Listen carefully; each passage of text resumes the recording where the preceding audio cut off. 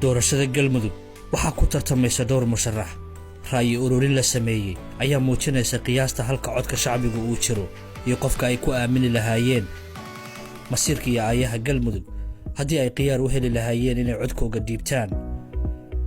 isugeynta 82,600 oo qof ayaa ka codaysay baraha bulshada.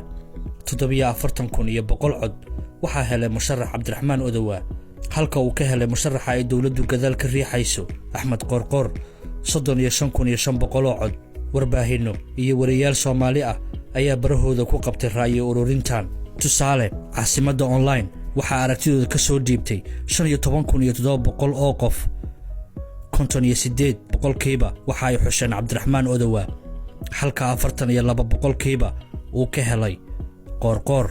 wariyaha BBC-da Cabdirasaq Xajacatoosh waxaa bartiisa Facebook ka codaysay 38,500 oo qof.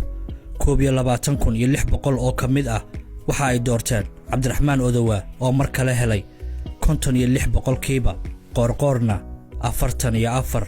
Abuukar Albadri 6,200 oo qof ayaa isna ka codaysay boggiisa. Qorqor markaan hoos u dhac baa ku yimid oo 36% ayuu ka helay meesha uu Odowa ka helay 64%. Cadaado Media Group waxaa ka codaysay iyaga boggooda wax in yar ka badan 10,000.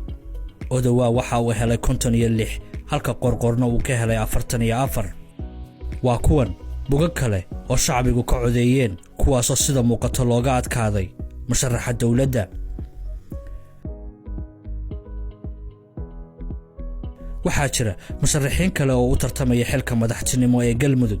website-ka Somali Elections ayaa 9 musharax ku tartansiiyay boggooga oo ay ku jiraan Odowa iyo Qorqor. 23,000 iyo dheeraad ayaa ka codaysay halkaana 40% waxa ay xusheen Cabdiraxmaan Odowa oo ay weliba codadka la qaybsanayeen 8 murashax oo kale. haddaba doorashada galmudug haddii ay shacbigu fursad u heli lahaayeen inay codeeyaan waxaa muuqata ciddii codkooga siin lahaayeen. su'aasha isweydiinta mudan baa waxa ay tahay dawladdu ma tixgelin doontaa rabitaanka shacbiga mise murashaxa ay doonayso ayay ku qasbi doontaa sidii ka dhacday magaalada Baydhabo.